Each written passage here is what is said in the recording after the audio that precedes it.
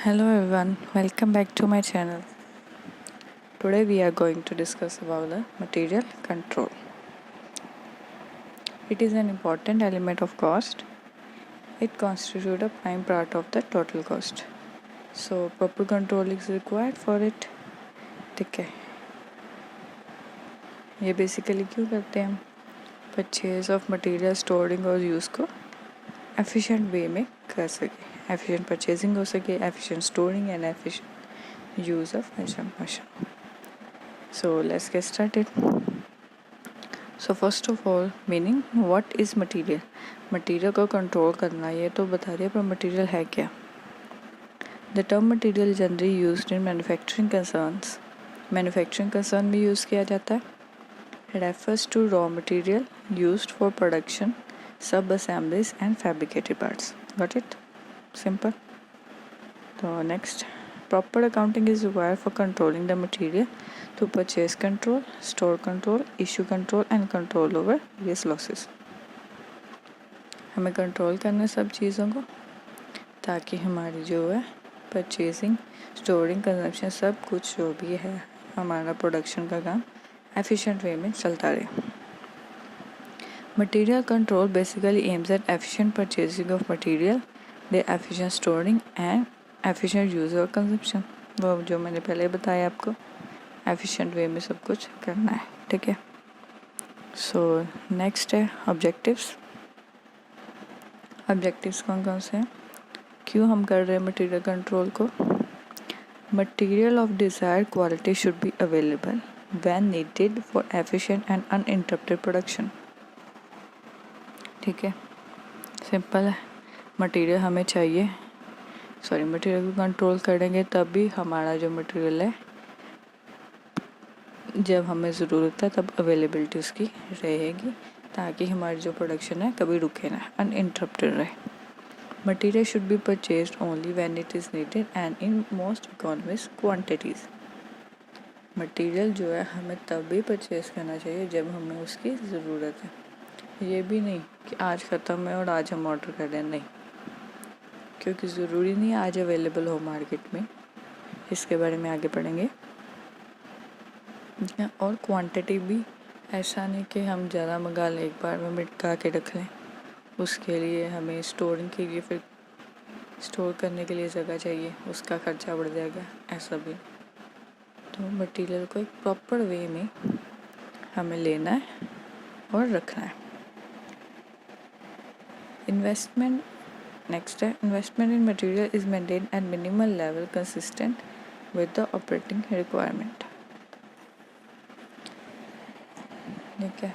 Next, purchasing of material will be at most favourable prices under the best possible terms. ठीक है, material को purchase करना. Material is stored in such a way that the objective of protection is met fully and at the same time material is made available easily. Simple है objectives, समझ आ गए. तो next है steps in material control. जो material control है उसके लिए हमें कुछ प्रॉपर प्रोसीजर्स फॉलो करने पड़ेंगे. ठीक है, कौन कौन से? Purchasing and receiving, storing of material, issue control, material control, inventory turnover issue. ठीक है, ताकि इन स्टेप्स को हम फॉलो करेंगे ताकि हमारा जो है लॉस कम से कम हो. और हम जो भी मटेरियल कोई डिफेक्टिव है, कोई वेस्टेज हो रही है, जो स्पॉइलेज हो रहा है, उन सबको मिनिमाइज कर सकें. सबके स्टेप्स में पढ़ेंगे हम बारी बारी. फर्स्ट आ गया परचेजिंग एंड रिसीविंग.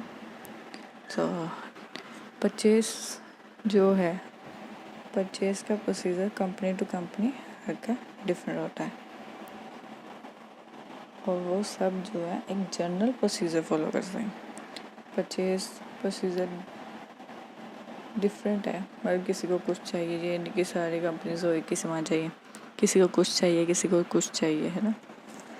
कब चाहिए according to the requirement. So business to business जो है सबका अलग अलग होता है, पर प्रोसीजर जो है वो सारे सेम फॉलो करते हैं. प्रोसीजर इसलिए फॉलो करते हैं ताकि हमें जो है राइट क्वांटिटी, राइट प्राइस पे, राइट टाइम पर और राइट प्लेस पे हमें मिल सके। तो इसमें भी आगे फर्दर स्टेप्स है परचेजिंग एंड रिसीविंग में। फर्स्ट स्टेप क्या है? Purchase requisition. परचेज रिक्विजिशन क्या है? एक फॉर्म है, फॉर्मेट है। कौन करता है? Store department. It is issued by the store department when the quantity of the concerned material reaches the minimum level. एक लेवल सेट कर दिया, मिनिमम लेवल। जब हमारा मटेरियल वहाँ तक पहुँच गया तो जो स्टोर डिपार्टमेंट है वो एक परचेज एक्विजिशन इशू करेगा, फॉर्म इशू करेगा। किसको? स्टोर डिपार्टमेंट करेगा परचेज डिपार्टमेंट को कि हमारा स्टोर में इतना लेवल कम हो गया, हमें इस मटेरियल की अब ज़रूरत है। वो परचेज डिपार्टमेंट को इशू कर देगा। तो उसका फॉर्मेट नीचे दे रखा है। Let me zoom it for you guys so that you can easily read it properly. So here it is. Purchase requisition. पहले आगे जाएगा डिपार्टमेंट। कौन से डिपार्टमेंट को चाहिए? डिलीवरी रिक्वायर्ड, कितनी रिक्वायर्ड चाहिए हमें डिलीवरी। डेट आ जाएगी, इशू डेट, कितनी डेट को हमने इशू किया है। रिक्विजिशन नंबर, जैसे रिसिप्ट नंबर होता है वैसे रिक्विजिशन नंबर हो गया। उसमें आ जाएंगे आइटम नंबर, कौन कौन सी आइटम चाहिए, क्वांटिटी कितनी चाहिए, मटीरियल क्या चाहिए, कौन सी ग्रेड का, कौन सी क्वालिटी का, कोई रिमार्क्स है वो दे देंगे। रिक्वेस्ट किसने की है, चेक कौन कर रहा है, अप्रूव कौन कर रहा है, उन सब के नीचे सिग्नेचर आ जाएंगे। ठीक है, ये हमारा फॉर्मेट है purchase acquisition. Got it? Simple है, फॉर्म ही है। नेक्स्ट आ जाएगा परचेज ऑर्डर। अब परचेज एक्विजिशन जैसे ही मिलेगी परचेज डिपार्टमेंट को, वो उसे वेरीफाई करेगा। ठीक है, पढ़ेगा, देखेगा क्या क्या की ज़रूरत है, फिर वो आगे प्लेस कर देगा order with the supplier. Got it? अब जो सप्लायर है, सप्लायर तो बहुत सारे हैं। ठीक है, कोई भी सामान आपको लेना है, कितनी सारे सब शॉप्स हैं। ठीक है, ऑनलाइन भी आजकल तो मिलता है सामान। आपको प्रेफरेंस सबकी कैसे होगी कि हम कहाँ से लें? आप सबको देखोगे कौन हमें कम प्राइस में दे रहा है, कहाँ से हमें फ़ायदा हो रहा है। ठीक है, ऐसे ही सेम जो परचेज डिपार्टमेंट है वो परचेज ऑर्डर करने से पहले कोटेशंस मंगाता है सप्लायर से। सब सप्लायर्स की कोटेशंस आ जाएगी, फिर जिसका उसे बेस्ट प्राइस लगेगा, बेस्ट डील लगेगी, फिर वो जो है उसके पास ऑर्डर अपना प्लेस कर देगा। ठीक है, कोटेशंस किस किस के बेसिस पे होती है? प्राइस पे होगी, किसका प्राइस कम है, डिलीवरी पीरियड कितना है, किसका कम पीरियड होगा डिलीवरी उसे मिलेगी। ऑब्वियसली टर्म्स एंड कंडीशंस क्या है, क्वालिटी ऑफ मटेरियल क्या है। ठीक है, क्या लिखा है? After the receipt of purchase requisition the purchase department places an order with the supplier. Before issuing the purchase order, quotations may be invited from various suppliers for arriving at the best deal. Got it? Purchase order. आगे important line. Purchase order is a legal document. ये एक legal document है. And it result into contact between the company and the supplier. ठीक है, ये एक legal form है और एक contract बन जाता है। किसके बीच में? कंपनी और सप्लायर। कंपनी को ओर से जिससे ऑर्डर चाहिए, जिसे सामान चाहिए, उन दोनों के बीच में वो क्या बन जाता है? कॉन्ट्रैक्ट बनता है between the supplier and the company.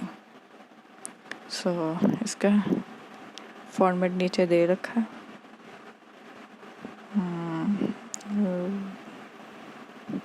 That's it. Purchase order में आ जाएगी डेट, सप्लायर का name, purchase order number, requisition number, जो रिक्विजिशन नंबर पहले थी, डिपार्टमेंट का number, date. Please supply the following items on the terms and conditions mention herewith. नीचे terms and conditions भी दी हुए हैं, देखो 1 2 3 4, ठीक है। Item number same, quantity, particulars of material, rate per unit कितना है, टोटल अमाउंट कितनी बने, रिमार्क्स में, परचेज मैनेजर, अपने सिग्नेचर करके नीचे टर्म्स एंड कंडीशंस कोई भी हैं अगर उनकी तो वो लिख देंगे, ठीक है। नेक्स्ट है receiving the material. Purchase order कर दिया, ऑर्डर प्लेस हो गया, अब क्या होगा, सामान आएगा। रिसीविंग द मटेरियल, तो receiving department does unloading and unpacking material which are received. Receiving department करेगा। This needs an inspection report, इसके लिए वो इंस्पेक्शन रिपोर्ट बनाएगा कि कौन सी आइटम हमें रखनी है और कौन सी नहीं, कि बड़ा होता है सामान खराब है उसे हम रिजेक्टेड माल में भेज देंगे। इसके लिए वो इंस्पेक्शन रिपोर्ट बनाते हैं, उसमें देते हैं कौन सी आइटम हमने एक्सेप्ट की है और कौन सी रिजेक्ट की है, रिजेक्ट क्यों की है उसका रीज़न भी साथ में देना है, ठीक है। और जो कॉपीज़ हैं इसकी, वो जो कॉपीज़ हैं इसकी वो डिफरेंट डिपार्टमेंट में, रिक्वायर्ड डिपार्टमेंट में भेज दी जाती है कि हमने इतना सामान आया था, इतना वापस भेज दिया, क्यों भेज दिया, इसमें कोई डिफेक्ट था, कोई भी रीज़न था वो उसमें मेंशन करके दे देते हैं, ठीक है। ये हो गया रिसीविंग द मटेरियल। नेक्स्ट है approval of invoice. Approval of invoice. It indicates that if goods so received are according to the purchase order, then payment can be made for the same. If not, then the payment is kept withheld. Simple. अगर हमारा material जो भी हमने सामान बनाया proper आ गया है, proper receive हो चुका है, तो हम उसकी पेमेंट कर देंगे। अगर नहीं है तो हम उसकी पेमेंट अभी नहीं करेंगे, ठीक है। फिर से सामान उसे वापस भेजेंगे, वो फिर हमें नया सामान भेजेगा तब उसकी पेमेंट कर देंगे, सिंपल। नेक्स्ट है मेकिंग द पेमेंट। अगर इनवॉइस अप्रूव हो चुका है, ठीक है, तो हम पेमेंट बंद कर देंगे सप्लाई का। तो ये था, इसके साथ ही हमारा परचेज प्रोसीजर कंप्लीट हो जाता है। Purchasing and receiving first step था मटेरियल कंट्रोल का। उसके आगे 5 स्टेप्स थे, purchase acquisition, purchase order, receiving the material, approval of invoice and making the payment. Next इसमें कुछ इम्पोर्टेंट टर्म्स हैं मटेरियल प्रोक्योरमेंट में, उसके बारे में हम भी बात करेंगे क्योंकि it is a part of first step. First step में हमने परचेज की बात की है और उस परचेज के बारे में उसके रिलेटेड कुछ पॉइंट्स हैं जो हमें पता होना चाहिए, important terms. So first one is EOQ, second है fixation of levels. EOQ means economic order quantity. Next fixation of level, minimum level, maximum level, reorder level, average level and danger level. ये सब क्या है, let's start with it. First is EOQ। EOQ का मतलब जानने के लिए हमें पहले 2 चीज़ें पढ़नी पड़ेगी, ordering cost and carrying cost के बारे में। EOQ हम क्यों यूज़ करते हैं, कितना परचेज हमें करना है एक टाइम पे। EOQ बेसिकली यही है कि हमें कितना मटेरियल मंगवाना है एक टाइम पे, ताकि हमें स्टोरेज में ना प्रॉब्लम हो, कॉस्ट में भी ना प्रॉब्लम हो, ज़्यादा खर्चा भी ना हो, ज़्यादा नुकसान भी ना हो, और स्टोर की कैपेसिटी हमारी कितनी है उसके अकॉर्डिंगली हमारी carrying cost and ordering cost को देख के हम एक EOQ सेट करते हैं, एक लेवल सेट करते हैं, हमें इतना सामान चाहिए। तो let me zoom it for you so that you can easily read it, go through it. So 2 costs are associated with it, ordering cost and a carrying cost. अब ये ordering cost और carrying cost है क्या। ordering cost जो है वो हम जब ऑर्डर करते हैं तब हमारी लगती है, ठीक है। ordering cost is incurred at the time of order. Example quotations and tenders भेजने हैं, मंगवाने हैं, सॉरी, ठीक है। स्टेशनरी कॉस्ट होगी, ऑर्डर्स को मंगवाने के लिए कोटेशंस जो हमने मंगानी है, जो स्टेशनरी लगी है हमारी, वो सब खर्चा क्या हो गया, ऑर्डरिंग कॉस्ट। नेक्स्ट है कैरिंग कॉस्ट। कैरिंग कॉस्ट क्या है, इज इंकर फॉर कैरिंग इन्वेंट्री। इन्वेंट्री को कैरी करने के लिए उसकी अनलोडिंग करनी है, वेयर हाउस के चार्जेस हो गए, कहाँ रखना है, हैंडलिंग में अगर कोई ब्रेकेज हो गया, कोई लॉस हो गया सामान को उतारने में, रखने में, वो हमारी होगी कैरिंग कॉस्ट, ठीक है। Both cost are variable and behave exactly opposite. Both cost जो वेरिएबल, जो बदलती रहती हैं, फिक्स नहीं है। ऑर्डर के साथ बदलेगी, ज़्यादा ऑर्डर करेंगे मे बी ज़्यादा कम हो, कम ऑर्डर करेंगे ज़्यादा कम हो, ठीक है। और ये एग्जैक्टली ऑपोजिट बिहेव करती हैं। कैसे, if orders are more frequently ordering cost increases. अगर हम ज़्यादा से ज़्यादा ऑर्डर करेंगे, आज किया, कल किया, फिर परसों किया, हर बार हमारी कोटेशन जाएगी, ठीक है। इस मंथ किया, नेक्स्ट मंथ किया, थर्ड मंथ किया, तो उसकी हमारी कोटेशंस आएंगी तो हमारी ऑर्डरिंग कॉस्ट जो है बढ़ेगी। But material order is less in quantity. ज़्यादा फ्रिक्वेंटली ऑर्डर करके मटेरियल कम मंगाएंगे ना, तो इसके लिए कैरिंग कॉस्ट जो है वो कम हो जाएगी। ऐसे ही अगर हम फ्रिक्वेंटली ना करें, ज़्यादा क्वांटिटी एक साथ ही मंगा लें, एक मंथ मंगा ली, फिर 3-4 महीने के बाद फिर हमने मंगानी, तो हमारी ऑर्डरिंग कॉस्ट जो है वो कम हो जाएगी और कैरिंग कॉस्ट बढ़ जाएगी। कैरिंग कॉस्ट क्यों बढ़ जाएगी, हमें इसके स्टोर का खर्चा करना पड़ेगा, स्टोरिंग का, ठीक है। So they behave exactly opposite. Most desirable quantity to be ordered when both costs are minimum, and this quantity is called EOQ. So got it? EOQ क्या है, जब हमारी क्वांटिटी दोनों की मिनिमम हो, सॉरी कॉस्ट मिनिमम हो, उस point पे जो भी हमारी क्वांटिटी आएगी उसे हम बोलेंगे EOQ, इकोनॉमिक ऑर्डर क्वांटिटी। इसे कैलकुलेट करने के फॉर्मूला क्या है, under root of 2 multiply by U multiply by O divided by IC, वे U क्या है, एनुअल डिमांड या consumption in units. Annual demand कितनी है यूनिट्स की, ऑर्डरिंग कॉस्ट कितनी है O, divided by carrying cost per unit per एन। पर यूनिट की कैरिंग कॉस्ट कितनी पड़ रही है, पर एन, ठीक है। ये हमारा EOQ, मोस्ट इम्पॉर्टेंट है EOQ। काफ़ी क्वेश्चंस होते हैं इसके related. What is an EOQ, ठीक है। नेक्स्ट है fixation of level. Levels of material are fixed for achieving objective like avoiding overstocking, ensuring that the material is ordered at the right time, and avoiding storage of material, ठीक है। Levels हम क्यों fix करते हैं, ताकि हमारा ओवरस्टॉकिंग भी ना हो, मिनिमम भी ना हो, ठीक है। तो हम एक लेवल फिक्स कर देंगे। क्या क्या लेवल फिक्स करेंगे, कैसे करेंगे, let's say first is maximum level.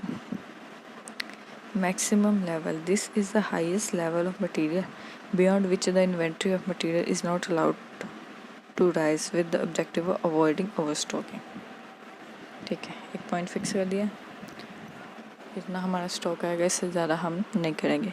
क्यों नहीं करेंगे, ओवरस्टॉकिंग हो जाएगी। ओवरस्टॉकिंग हो जाएगी तो क्या होगा, स्टोर्स में जगह कम होगी, तो ख़राब होने के चांसेस ज़्यादा है, हमारा नुकसान होने के चांसेस ज़्यादा हैं। तो एक मैक्सिमम लेवल फिक्स कर दिया जाता है ताकि हमारा जो लॉस ना हो। This level is fixed after taking into consideration the consumption of material and reorder period. क्या क्या कंसिडर करते हैं, consumption of material and reorder period. Reorder period कितना है, हमें नेक्स्ट ऑर्डर कब करना है। So formula for it is maximum level is equal to reorder level plus reorder quantity minus minimum consumption multiplied by minimum reorder period. Okay. Minimum level. This level is fixed when the objective of avoiding shortage of material, ताकि हमारा जो है material कम ना पड़ जाए। एक level set कर दिया, उसमें थोड़ा सा स्टॉक रखा होगा, हमें तब प्लेस करना ऑर्डर, ताकि जो बाहर का इन्वायरमेंट है इफ़ेक्ट ना करे। अब बाहर का इन्वायरमेंट क्या है, कई बार पीछे से स्टॉक नहीं आ रहा जो हमें चाहिए, तो इसके लिए हम एक मिनिमम लेवल फिक्स कर देते हैं। अगर बाई चांस बाहर से ऑर्डर ना हो तो हम पुराने वाले को यूज़ कर सकते हैं। एक लेवल सेट कर दे, इतने लेवल पर हमें नेक्स्ट ऑर्डर कर देना है। आ गया तो ठीक है, नहीं आया तो हमें ये यूज़ करेंगे। This level is fixed is with the objective of avoiding shortage of material. Formula क्या है, minimum level is equal to ordering level minus average rate of consumption into reorder period. ठीक है, आगे रीऑर्डर लेवल। रीऑर्डर लेवल क्या है, if the stock of material reaches this level, fresh order is placed so that by the time the material is procured, the level of material may fall up to minimum level but not below that. Reorder level जो है minimum के ऊपर रहता है, पीछे हमने minimum पढ़ा उसके ऊपर रहेगा रीऑर्डर लेवल। रीऑर्डर लेवल का क्या फॉर्मूला, मैक्सिमम यूजेस पर period into maximum reorder period. ठीक है, नेक्स्ट है average level. This level is average of maximum and minimum. ठीक है, इसका फॉर्मूला भी सेम सिंपल है, maximum plus minimum divided by 2, जैसे एवरेज निकालते हैं। Danger level, generally the danger level of stock is indicated below the safety of minimum stock level. Minimum level से कम stock जा रहा है उसे हम डिक्लेयर कर देंगे danger level. Sometimes, depending on the practices of the firm and circumstances prevailing, the danger level is determined between the reorder level and minimum level. Reorder level और minimum level के बीच में भी हम danger level fix कर सकते हैं, but basically danger level जो है वो minimum level से नीचे रहता है। So that's all for today. हमने आज पढ़ा फर्स्ट स्टेप मटेरियल कंट्रोल का, परचेजिंग एंड रिसीविंग। ठीक है, उसके बाद नेक्स्ट स्टेप हम नेक्स्ट वीडियो में कंटिन्यू करेंगे, स्टोरिंग ऑफ मटेरियल। ठीक है, so to get all videos notes of commerce please subscribe to our channel, like and share. Thanks for watching, bye bye.